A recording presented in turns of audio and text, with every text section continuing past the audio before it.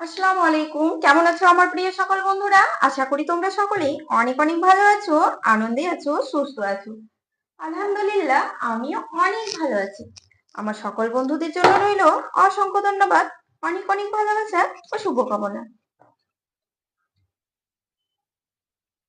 তা আমাদের দেশের শাশুড়িরা কিছু হতে পারতো বা না হতে পারতো, ভালো কিন্তু অ্যাডভোকেট হতে পারতো। এটা কিন্তু আমি গ্যারেন্টি সহকারে বলতে পারি।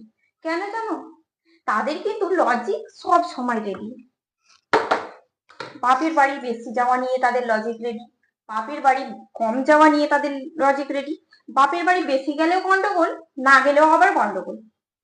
যেমন ধরে নাও, কোনো মেয়ে যখন বাপের বাড়ি বেশি যায় বা কম যায়, তখন তারা কি বলতে থাকে? তাদের কিন্তু লজিক একেবারেই রেডি।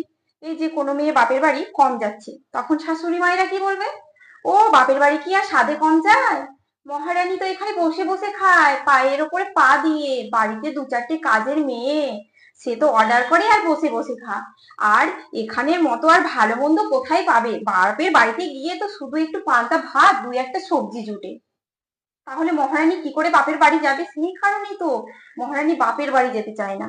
সব সময় তার শ্বশুর বাড়িতেই বেশিরভাগটা সময় কাটায়।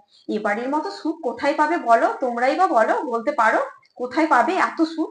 সেই কারণেই তো খুব কম যাওয়া বাপের বাড়ি, বছরে একবার, 6 মাসে একবার, বলেও তাকে বাপের বাড়ি পাঠানো যায় না, এরকমই একটা ব্যাপার। তো বাপের বাড়িতে হচ্ছে গিয়ে তার ভাবি আছে।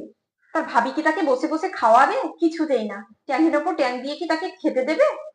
সে তো সেই সারা বাড়ির বাসন ধুয়ে কাজ করিয়ে তাকে খেতে দেয়। সেই কারণেই তো আমার বৌমা বাপের বাড়ি খুব কম যায়। এই হচ্ছে তাদের লজিক।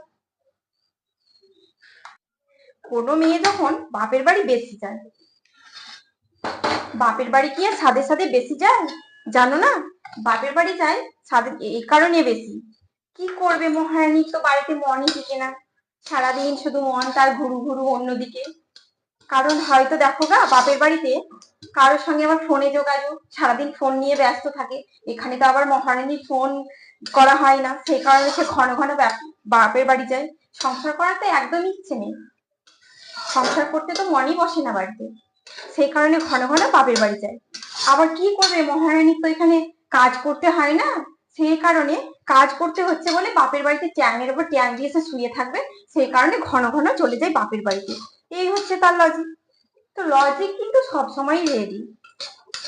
তো বাপের বাড়ি কোনো মেয়ে বেশি গেলেও তাদের লজিক রেডি, না গেলেও কিন্তু লজিক রেডি।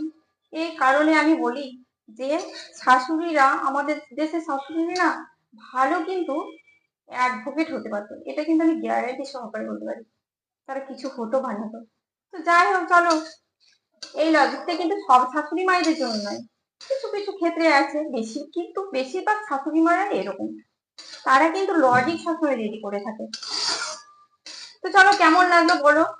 আর প্লিজ শাশুড়ি মারা আমার, কেউ কিন্তু রাগ করো না, ভালো লাগলে চ্যানেলটিকে লাইক শেয়ার কমেন্ট ও সাবস্ক্রাইব করে দিও। তো এখন রান্না বান্না করিনি, তোমাদের সঙ্গে গল্প হয়ে গেল। আল্লাহ হাফিজ, টাটা।